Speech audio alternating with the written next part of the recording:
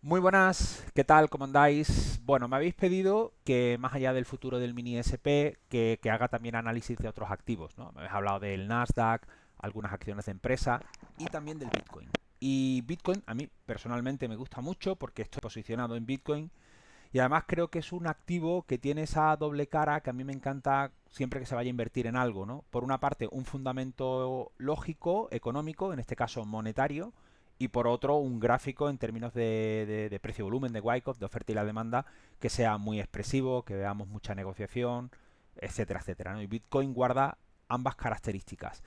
En términos de fundamento monetario, ¿qué os voy a contar? Pues es un oro digital, esa es la función que se le espera, todavía no deja de ser un experimento, sigue teniendo muchísima volatilidad, pero sí que es verdad que sus características, y sobre todo que ya ha pasado alguna prueba de tiempo, no tanto como la del oro, pero ha tenido bastantes sustos y hay una fuerte demanda que apuesta por esa función de buen dinero. Y claro, en un ecosistema, en un mundo donde lo que impera es el dinero fiduciario, básicamente el dólar y el euro, que ya sabéis que son inflacionarios por definición, son monedas que dependen de la confianza que se tengan sobre las economías que las respaldan, son en definitiva pasivos de los bancos centrales de estas economías, Estados Unidos, Europa o Japón, etcétera, cada uno tiene la suya, que como alternativa tengamos un buen dinero, una buena reserva de valor, como puede ser el oro o ahora Bitcoin, es un elemento de muchísimo peso para que en el largo plazo el Bitcoin pueda seguir revalorizándose. Cierto es que sigue siendo un experimento, todavía tiene una prueba de tiempo bastante reducida, no es como el oro, que lleva siglos siendo moneda reserva de valor, pero Bitcoin va bien, va muy bien, estamos en 100.000 dólares y ya digo, ya ha pasado algunos sustos y sigue defendiéndose, ¿no? Hablé de MicroStrategy hace poco, hay otras empresas que se están planteando mantener Bitcoin dentro del saldo de su tesorería, hay bancos centrales que están acumulando en sus balances Bitcoin, es decir, yo creo que estamos entrando en un nuevo mundo donde el papel que juega esta moneda digital, eh, oro digital, un bien real, un activo real, aunque no sea tangible, es intangible, es muy potente.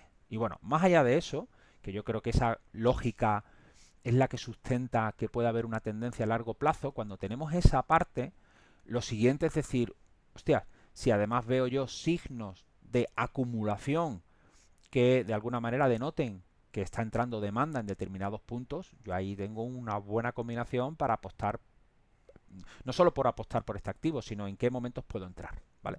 Bueno, yendo ya al gráfico, que es lo que nos ocupa ahora, he traído un gráfico en dimensión mensual porque creo que hay cuatro elementos que son muy interesantes y me gustaría llamar la atención. Bueno, primero, 2020, después del COVID, subida enorme y ahí vino una gran crisis, digamos, ¿no? De todo lo que son las criptodivisas, aunque yo ahí siempre diferencio de lo que es el Bitcoin del resto de criptodivisas, pero esta gran caída no fue poca cosa, ¿eh? Estamos hablando que estuvo cotizando por más de 60.000 dólares y bajó hasta casi 16.000 el Bitcoin.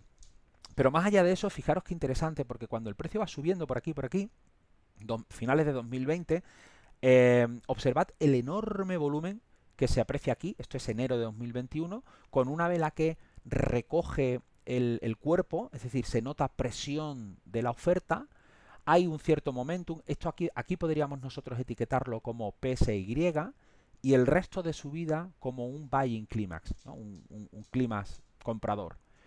Pero fijaros, ¿no? Porque aparece aquí la oferta. Voy a dar algún salto, pero creo que es interesante. Ahí aparece la oferta. Bien. Pero fijaros donde luego aparece la demanda intentando sujetar la caída. Aparece aquí. Fijaros que la batalla se estaba dando en los entornos de 30.000 dólares. Una zona clave. De nuevo, en los 30.000 dólares es donde se produce este movimiento de intención, en principio de ruptura. Por supuesto hay indicios de acumulación más abajo, fijaros los volúmenes tan gordos que hay aquí, sobre todo en este de noviembre del 2022. ¿Vale? Y luego, qué casualidad, que cuando el precio, de nuevo, recupera los 30.000 y sube, lo hace con un movimiento de intención, vela alcista, rango amplio, cierres máximos y volumen sutilmente creciente. Es verdad que no es muy llamativo, pero sí que aumenta con respecto a los últimos meses, denotando que ahí la demanda está empujando. A lo que quiero llegar es que, fijaros, esto es una guerra. Y el área, la zona de 30.000 es súper, súper, súper importante. Y estamos viendo su importancia desde enero, perdón, del 2021. 2021.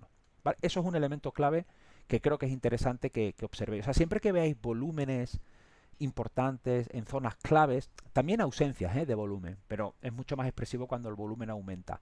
Fijaros, intentad entender la película o la narrativa en términos de batalla entre oferta y la demanda.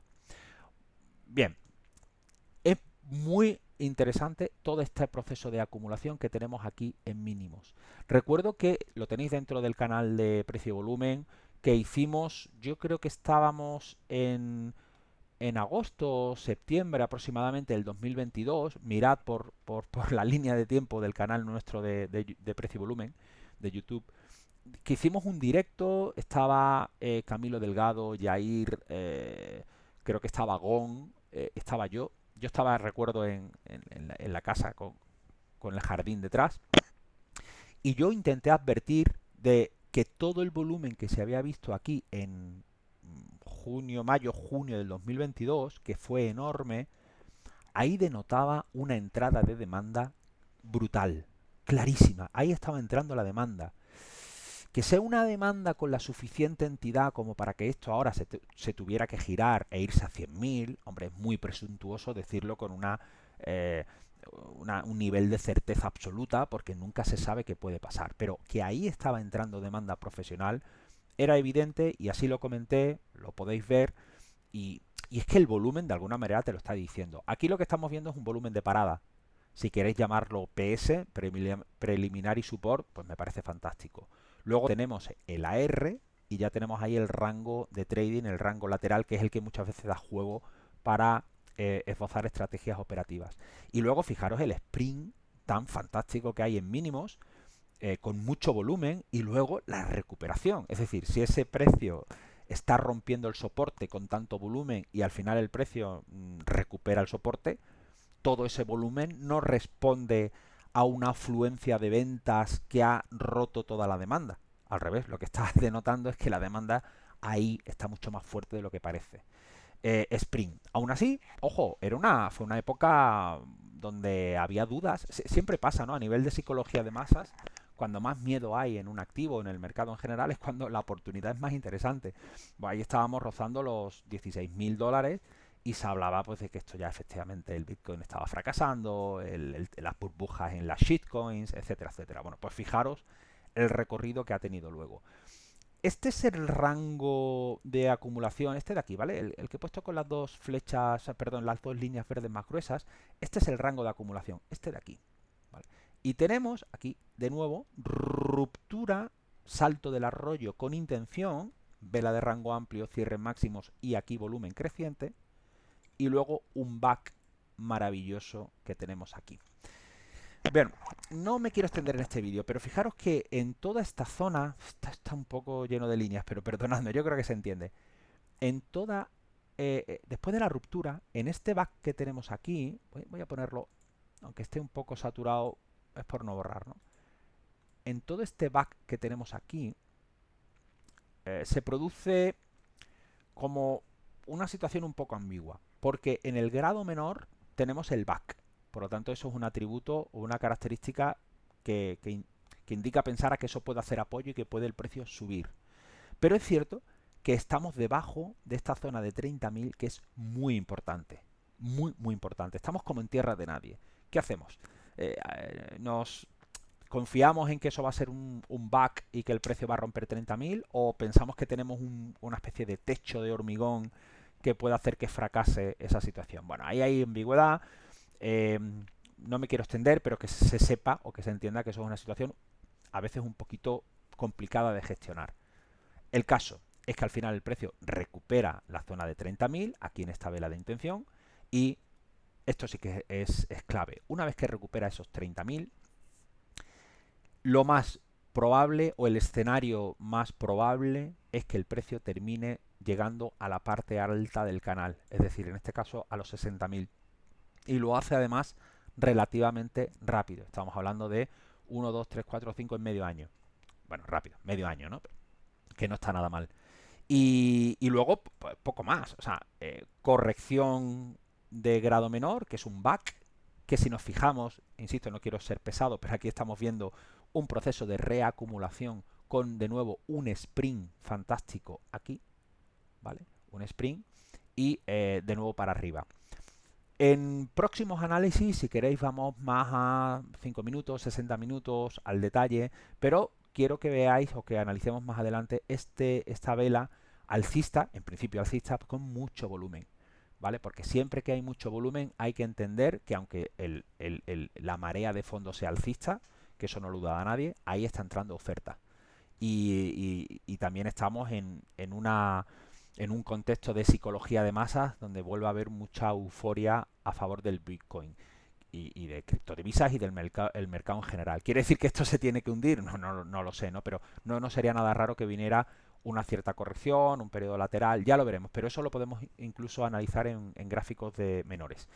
Hoy quería hacer este pequeño repaso de grado mayor, intentando que entendáis eso. El mensaje es cómo los volúmenes nos están dando una narrativa y cómo se están peleando en determinadas zonas. Son en esas zonas donde muchas veces están las oportunidades y donde nosotros tenemos que intentar concluir quién se está llevando la partida, ¿vale? Y poco más, lo dejo aquí. Un saludo, hasta el próximo vídeo y nos vemos. Chao, chao.